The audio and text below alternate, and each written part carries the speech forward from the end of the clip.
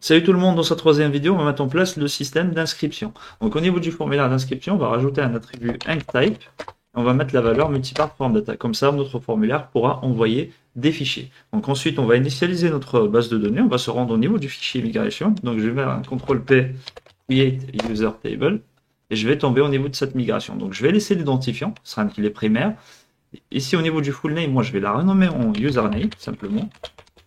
Je vais dire qu'elle est not nullable, donc obligatoire, et je vais rajouter la contrainte d'unicité. Comme ça, les nombres d'utilisateurs seront uniques.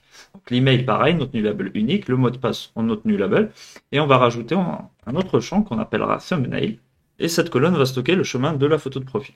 Ensuite, on a deux champs, created at ainsi que updated at pour la partie timestamp. Donc, une fois qu'on a fait ça, on va se rendre au niveau du modèle qui était automatiquement généré aussi. Donc, je vais chercher user, donc ça se trouve dans app models, et je vais refléter en fait ce que j'ai fait au niveau de ma migration, au niveau de ce modèle-là. Et ce modèle-là, in fine, on va l'utiliser pour interagir avec notre table des utilisateurs.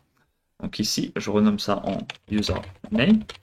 Je dis que c'est simplement une chaîne de caractères et qu'elle ne sera pas nulle, hein, parce que j'ai rajouté la contrainte not nullable. Ensuite, l'email, je le garde, le mot de passe, je le garde, et je vais rajouter une autre colonne que je vais nommer thumbnail. Ce sera une chaîne de caractères, et vous voyez qu'ici, pour la partie created data ainsi que updated data, automatiquement, ça va être géré par Adonis. Donc voilà, ça c'est fait. On va aller au niveau du fichier route maintenant. On va se créer de nouvelles routes pour la partie inscription. Donc je vais dupliquer celle-ci, je vais la mettre en mode post, je retire l'alias, et je vais lui dire que pour gérer la soumission du formulaire, ce sera une fonction qui s'appellera handle register. J'en profite pour copier ça, je vais aller au niveau de mon contrôleur, et je vais la déclarer comme étant une méthode asynchrone. Voilà, ici, donc maintenant, si j'ai envie de récupérer les données soumises au niveau du formulaire, je peux accéder à la propriété ici, request. Quand il ne faut pas oublier de typer 1 avec le HTTP context. Pour l'instant, on va simplement retourner request.all et on va essayer de soumettre notre formulaire. J'envoie et je vois que j'ai la valeur du token CSRF, le username, l'email et le password. Ça, c'est parfait. Si vous voulez avoir les informations liées à l'image, c'est assez simple. On va faire file singulier et je lui passe la clé thumbnail. À noter que vous avez aussi la version ici au pluriel si vous avez un upload multiple et automatiquement ça va vous renvoyer un tableau. Voilà, je vais envoyer cette image et hop, automatiquement je récupère les informations de l'image. Donc ça c'est parfait. Alors donc maintenant qu'on peut récupérer les données, on va pouvoir les valider grâce à un validateur et ensuite in fine les stocker au niveau de la base de données. Donc pour créer un validateur au niveau de Adonis, c'est assez simple. On va se rendre au niveau de la ligne de commande, donc je vais ouvrir un nouveau terminal, et je vais taper la commande node ace make validateur. Et il ne faut pas oublier de rajouter le nom du validateur, donc moi simplement je vais l'appeler auth. Voilà, donc automatiquement il a été créé dans le dossier app validator, si on a le fichier auth.ts, et on a simplement ici une petite ligne qui nous importe la librairie vim.js. Au niveau de la documentation, je vais chercher validation, et automatiquement, on explique qu'il faut installer Vim.js, donc ça c'est fait. Et lorsqu'on va créer un validateur, on peut s'inspirer de ce qui a été proposé ici au niveau de la doc. Donc on va copier ça. On se rend au niveau de notre éditeur de code, en call to. Ça, je vais le renommer en register user validator. Donc ici, j'aurai besoin d'un username. Je vais lui dire que c'est une chaîne de caractères. Qu'au minimum, elle doit avoir, allez, disons, 4 caractères. Je vais trimer si besoin, et je peux aussi même rajouter la partie alphanumérique. Donc j'accepte uniquement des alphanumériques. Et je veux aussi que ça soit en unique. Alors, donc ici pour l'unicité, ça nous renverra un callback qui sera asynchrone. Et à ce niveau-là, on peut récupérer un objet pour accéder à la DB, plus la valeur qui a été envoyée depuis le formulaire. Et donc là, ce qu'on va faire, c'est simplement, on va faire un petit coup de await de notre base de données, on va aller au niveau de la table qu'on a créée users et on va chercher au niveau de la colonne username à ce que la valeur existe. Et donc on récupère la première occurrence qu'on trouve. Voilà, tout simplement. Et on peut stocker cette variable-là pour représenter un utilisateur. Et ce qu'on va faire ici, c'est qu'on doit retourner un booléen. Et donc moi, je vais retourner le contraire de user. Ça veut dire simplement, si je trouve un utilisateur qui a cette valeur-là, donc je vais renvoyer false, ce qui veut dire que la validation d'unicité a échoué, et comme ça on pourra afficher un petit message. Donc je vais faire la même chose grosso modo avec la partie email. Je vais créer ici email, on va s'inspirer de ça. Voilà, donc là, je vais dire simplement que c'est un email. Et je vais rajouter aussi la contrainte d'unicité. Donc, je vais me permettre de copier ça. Voilà. Et donc, ici, on suffit simplement d'aller regarder au niveau de l'email et on est bon. Donc, il nous faut aussi un mot de passe, donc password. Je ne vais pas trimer le mot de passe. Et je vais dire comme minimum, min length, à de 8 caractères, par exemple. Et puis, pour finir, on a la partie thumbnail. Donc, ça, c'est pour notre image. On va dire que ça sera un fichier. File. Et ensuite, à ce niveau-là, on a la possibilité de lui passer des options supplémentaires, notamment les extensions qu'on accepte. Ici, simplement, je vais dire j'accepte du JPEG ainsi que du PNG. Voilà. Et puis pour la taille maximale, je vais dire 10 mégas. Voilà. Et cette partie-là, je vais la rendre optionnelle. Une fois que notre validateur est prêt, donc on peut se rendre au niveau de notre contrôleur. Et à ce niveau-là, je vais simplement dire validate using et je lui passe mon validateur. Donc c'était le register user validator qui sera automatiquement importé. Et donc là, je peux déstructurer mes variables. Hein. Et donc en faisant un petit coup de wait. Et là, je récupère toutes les informations qui sont validées. Donc ici, on a deux cas de figure. Si l'utilisateur ne nous envoie pas d'image, on va faire un certain traitement. Donc on va lui générer ce qu'on appelle un identicon, mais on verra ça par la suite. Sinon, on va faire un traitement. Juste avant d'implémenter cette logique, on va vérifier que notre validation fonctionne et on va s'inscrire comme ça, on renvoie directement des informations. Vous voyez qu'automatiquement, je suis redirigé, mais ce serait bien, dans ce cas de figure-là, de donner un petit feedback à l'utilisateur. Donc ça, on pourrait le faire au niveau de nos inputs et afficher les messages d'erreur qui sont renvoyés par le validateur d'Adonis. Donc là, on va se rendre au niveau du fichier qu'on a créé qui s'appelle input.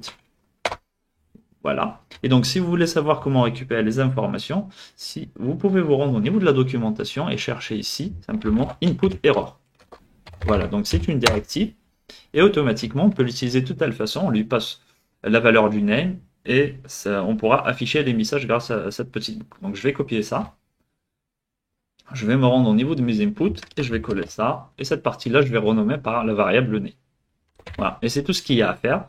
Et maintenant, si je resoumets comme de cette façon, on voit automatiquement que les messages s'affichent. Bon, on va rajouter une petite classe bootstrap.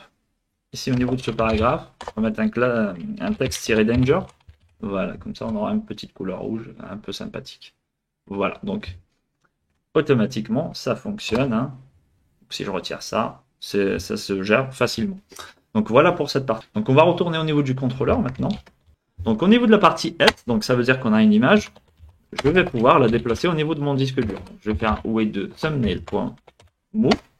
Ici, grâce à l'application Adonis, je vais importer depuis cette partie-là, je peux lui dire créer un path, créer un nouveau chemin, à public /users, et en second argument de la méthode move, je peux lui préciser le nom à utiliser. Et donc là, je vais lui dire de renommer le nom de l'image.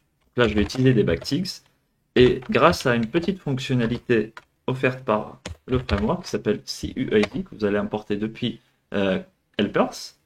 C'est une fonction, il ne faut pas oublier de l'appeler. Comme ça va automatiquement renommer et générer un nom unique. Je vais mettre un petit point et je vais en profiter pour récupérer l'extension de mon fichier, donc thumbnail.xname. Et automatiquement, lorsqu'on va faire ça, on pourra accéder à une propriété qui s'appelle filename pour récupérer le nouveau fichier, le nouveau nom de fichier. Donc ce que je vais faire ici, c'est que je vais créer une constante que je vais appeler filepath. Et je vais dire que c'est égal à, j'ouvre les backticks, users /thumbnail.filename. Ok, donc c'est cette partie-là. Hein. Et automatiquement, celle-ci sera set, donc elle aura une valeur lorsqu'on utilisera la méthode move. Ok, donc ensuite, je peux faire simplement un petit wait de user. Donc j'importe mon modèle et je vais créer un nouvel enregistrement. Donc je vais lui passer l'email, le username, le thumbnail sera simplement le file path. Et puis pour la partie password, elle sera automatiquement hachée. Et tout ça se fait directement au niveau du modèle. Donc si vous regardez le modèle, vous avez cette partie-là qui va hacher le mot de passe. Donc si vous nommez votre colonne password, elle sera automatiquement hachée. Voilà, donc ça c'est dans le meilleur des mondes. Et ensuite, il nous suffit simplement de renvoyer un message flash. Donc là, je récupère l'objet session, plutôt la propriété. On va faire session.flash. On lui dit, on indique la clé success. Ensuite, comme valeur, on dira inscription. OK. Voilà. Et pour en finir, il suffit simplement de retourner une nouvelle réponse. Donc là, on peut aussi récupérer la propriété ici, response. On va faire un petit coup de response. Point. On va rediriger. On a ici, par exemple, on peut utiliser route, qui peut être intéressante. Et donc là, on peut indiquer les routes nommées. Mais si vous n'avez pas de route nommée, vous pouvez utiliser toPath. Ensuite, vous passez ça par exemple et ça va bien évidemment fonctionner. Non, on va utiliser toRoute, c'est plus propre, je trouve. Et là, je vais créer une route qui s'appelle home. Donc rapidement au niveau de notre route.js.ts, pardon, cette route-là principale, on va dire simplement qu'elle se nomme home. Voilà, donc je reviens au niveau de mon host controller. Et on va gérer le cas où on n'a pas d'image. Donc là, si on n'a pas d'image, donc l'utilisateur ne nous a pas donné d'image lors de l'inscription, on va lui générer ce qu'on appelle un identicon. Donc pour générer un identicon, on va utiliser une librairie qui s'appelle Jidenticon, qu'on va directement installer via npm. Alors j'ai une petite erreur ici parce qu'il n'y a pas de i. Voilà, c'est directement Jidenticon. Voilà, donc la petite librairie est installée. Et donc là, je peux récupérer la fonctionnalité toPNG, qui vient directement de Jidenticon. Donc je l'importe de cette façon et voilà l'import. Et automatiquement, je vais lui passer une valeur. Donc l'idée d'un identicon, c'est de créer ce qu'on appelle une petite image avec une valeur unique. Donc moi, je vais lui passer simplement le username comme valeur ici à utiliser pour générer l'identico. Et puis pour la taille, soyons fous, on va mettre 100 directement, 100 pixels. Voilà, comme ça, je vais récupérer un buffer que je vais appeler PNG. Et automatiquement, ce buffer-là, je vais l'écrire. Donc en utilisant la fonction writeFile de Node.js, simplement, je vais importer celle avec les promesses. On va mettre un petit writeFile. Je lui passe l'endroit à écrire. Donc je vais mettre public /users. Voilà. Et ensuite, je vais mettre le nom de l'image sera username.png. Tout simplement. Et ensuite, comme buffer à lui passer, comme data, on va lui passer la variable png. Voilà. Pour ne pas avoir d'erreur, on ne va pas s'embêter, on va créer directement au niveau du dossier public, on va se créer un dossier users. Que de mémoire, le writefile ne génère pas directement de dossier s'il ne le trouve pas. Et dernière des choses, au niveau de ce filepath, donc c'est la valeur qu'on stocke au niveau de la base de données, et il faudra la mettre à jour. Donc c'est-à-dire que si on n'a pas d'image, il faudra stocker plutôt cette partie-là. Si on a une image, on stocke plutôt ce qu'on a fait ici. Donc là, je lui dis simplement, s'il n'y a pas de thumbnail, je vais faire ici, on va utiliser l'opérateur logique ici, utilise simplement username, allez, plus, .png. Donc ça, ce sera le nom de notre identique. Et on est bon. Donc on va tester notre implémentation. Ou peut-être juste ici, au lieu de renvoyer vers home, vu qu'on est sur la page d'inscription, on va plutôt envoyer vers le host.login. Voilà, de cette façon. Alors, juste avant de tester notre implémentation, on va se rendre au niveau du dossier par chose et on va se créer un petit fichier qu'on appellera flash.edge. Comme ça nous permet d'afficher le message flash. Donc là, pour les récupérer, vous avez la directive @if. C'est pour mettre une condition. On va dire flash messages, donc au pluriel, .has, on lui passe la clé. Donc là, je lui dis, est-ce que tu as la clé success? Voilà, donc je ferme mon end. Ici, là, en fait, je peux simplement faire ça, afficher. Plutôt, on va créer une div hein, tout d'abord. Donc, on va faire un point alerte success. Et à l'intérieur, on peut faire cette écriture, mais au lieu de faire le has, on peut faire le get. Donc si vous trouvez que ça c'est lent, vous pouvez le remplacer directement par la fonction hold qui est un raccourci. Donc ça c'est bon. On en profite rapidement pour importer notre message flash au niveau du header. Voilà. Et on est bon. Donc on va aller s'inscrire. J'actualise. Je crée un nouvel utilisateur, john@do.fr. Je passe pas d'image. Je mets un mot de passe. Et on tombe sur cette petite erreur, je crois, parce qu'on n'a pas lancé les migrations. Donc là, quand on a créé les migrations, bien évidemment, il faudra les lancer. Donc on va faire un petit coup de ace migration de .run. Ça, il nous crée la base de données. Et la base de données SQLite va se trouver dans le dossier temporaire. Donc si vous regardez au niveau du dossier temp, ici vous allez trouver votre db.sqlite3. Donc je réactualise. Voilà, et je suis inscrit, donc il me dit inscription OK. Voyons si on nous a généré l'identicon, hein, vu qu'on n'a pas fourni d'image. Donc je vais regarder au niveau du dossier public, users, et j'ai ici une image, hein, usersjohn.png. Alors on a une petite erreur ici, donc on va faire un petit rectificatif au niveau du host controller. Donc ici il faut rajouter un petit slash. Donc pour refléter ça, donc on va réeffacer ce qu'il y avait au niveau de la base de données. Donc ça nous permet de voir une autre commande ace. En faisant un petit coup de node ace, on va voir un peu le manuel. Et on a ici migration de point fresh. C'est cette commande-là qu'on va utiliser pour dropper toutes les tables et relancer les migrations. Donc node ace, migration, fresh. Voilà, donc là c'est parfait. Je réessaye maintenant de m'inscrire. Là on va mettre un mot de passe. Voilà, inscription OK. Et est-ce que maintenant nos images sont bien faites? Voilà, donc ici c'est parfait. Donc elles vont automatiquement se trouver à ce niveau-là. Donc on va s'inscrire avec un deuxième utilisateur maintenant en fournissant une image. Je vais mettre ici John 2. Voilà, je choisis une image. Je vais mettre un mot de passe. Voilà, donc parfait, inscription OK. Vous voyez un peu l'image qui a été générée. Vous voyez que maintenant ça a été renommé. C'est celle-ci que j'ai uploadée.